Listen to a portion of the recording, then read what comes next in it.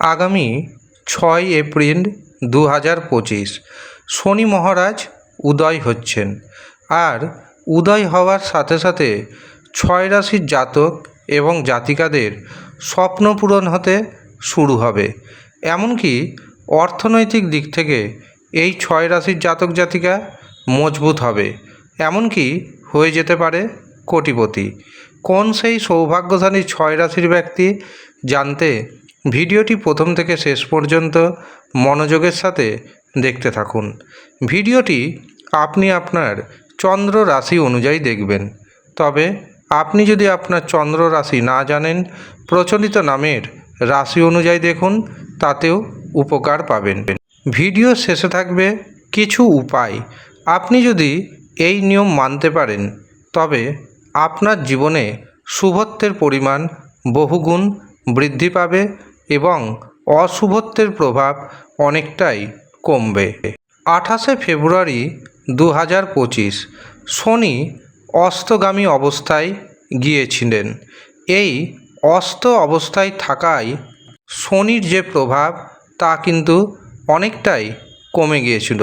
এর পাশাপাশি অস্ত অবস্থায় কুম্ভ রাশি থেকে শনি মীন রাশিতে প্রবেশ করেছে। এবার 6 এপ্রিল 2025 শনি উদিত হচ্ছে। এই শনি উদিত হয়ে প্রথম যে রাশির বিভিন্ন রকম সুযোগ সুবিধা এনে দিবে সেটি হলো বৃষ রাশি। বৃষ রাশির জাতক এবং জাতিকারা সন্তান সুখ পাবেন। ইনকামের নতুন নতুন রাস্তা আপনি খুঁজে পাবেন।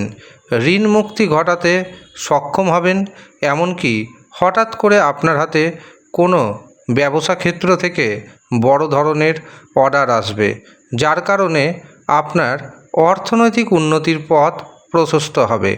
দ্বিতীয় যে রাশির নাম পাচ্ছি সেটি হলো মিথুন রাশি। মিথুন রাশির জাতক এবং জাতিকাদের কর্মক্ষেত্রে যে জটিলতা ছিল সেই জটিলতা কমে যাবে। যারা বেকার রয়েছেন, বেকারদের কর্মপ্রাপ্তি ঘটবেই ঘটবে। এই সময় আপনি যদি কোনো সম্পত্তি ক্রয় করতে চান অথবা বিক্রয় করতে চান, তবে সেই সুযোগও অবশ্যই আপনার হাতের মুঠোয় আসবে। তৃতীয় যে রাশির নাম পাচ্ছি সেটি হলো কর্কট রাশি। কর্কট রাশির জাতক এবং জাতিকাদের বিদেশ যাওয়ার স্বপ্ন পূরণ হবে। যারা উচ্চশিক্ষা করছেন, যারা গবেষণা করছেন, তাদের নতুন দিগন্ত উন্মোচিত হবে। এই সময় আপনি ভাগ্যের পরিপূর্ণ সাপোর্ট পাবেন। ভাগ্যের সাহায্যে আটকে থাকা কাজকর্ম হয়ে যাবে। এমনকি ইনকাম আগের থেকে অনেকটাই বাড়বে। হঠাৎ করে আপনি হয়ে যেতে পারেন কোটিপতি। চতুর্থ যে রাশির নাম পাচ্ছি সেটি হলো তুলা রাশি। তুলা রাশির জাতক জাতিকাদের শারীরিক সুস্থতা বৃদ্ধি পাবে। আপনার বিরুদ্ধে যদি কোনো কোর্ট কেস থাকে এবং আপনি যদি সৎ পথে থাকেন, সেখান থেকে আপনি বেরিয়ে আসতে সক্ষম হবেন। আপনার অর্থনৈতিক উপার্জন বাড়বে। ঋণ মুক্তি ঘটাতে সক্ষম হবেন। এমনকি শত্রুকে দমন করতে সক্ষম হবেন। বিদেশ যাওয়ার স্বপ্ন পূরণ হবে, বা যারা বিদেশ থেকে নিজের দেশে ফিরতে চাইছেন তাদের জন্য এই সময়টি যথেষ্ট কার্যকরী বলে প্রতিপন্ন হবে। পঞ্চম যে রাশির নাম পাচ্ছি সেটি হলো বৃশ্চিক রাশি। বৃশ্চিক রাশির জাতক এবং জাতিকাদের সন্তান সুখ আসবে। উচ্চ শিক্ষায় যে বাধা ছিল সেই বাধা দূরীভূত হয়ে যাবে।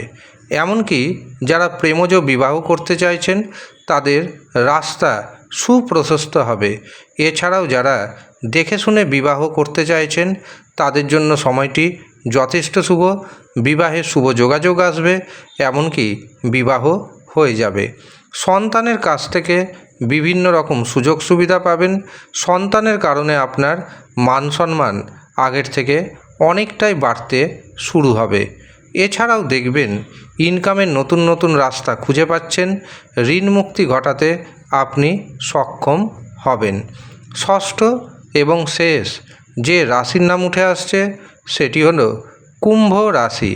কুম্ভ রাশির জাতক এবং জাতিকাদের অর্থনৈতিক অবস্থা মজবুত হবে। আপনার মানসিক যে দুশ্চিন্তা ছিল সেই মানসিক দুশ্চিন্তা অনেকটাই কমবে। বিদেশ থেকে অর্থনৈতিক উপার্জন বাড়বে, এমনকি বিদেশের সাথে আপনার ব্যবসায়িক যোগাযোগ দারুণভাবে গড়ে উঠবে। এছাড়াও গুপ্তধন প্রাপ্তির যোগাযোগ তৈরি হবে। এর পাশাপাশি হঠাৎ অর্থপ্রাপ্তি ঘটবে আপনার জীবনে। আপনার যে অর্থনৈতিক অবস্থা একেবারে মাটিতে পড়ে গিয়েছিল, সেখান থেকেই এবার আপনি উঠে দাঁড়াবেন, এমনকি অর্থনৈতিক অবস্থার ধীরে ধীরে উন্নতি হতে থাকবে।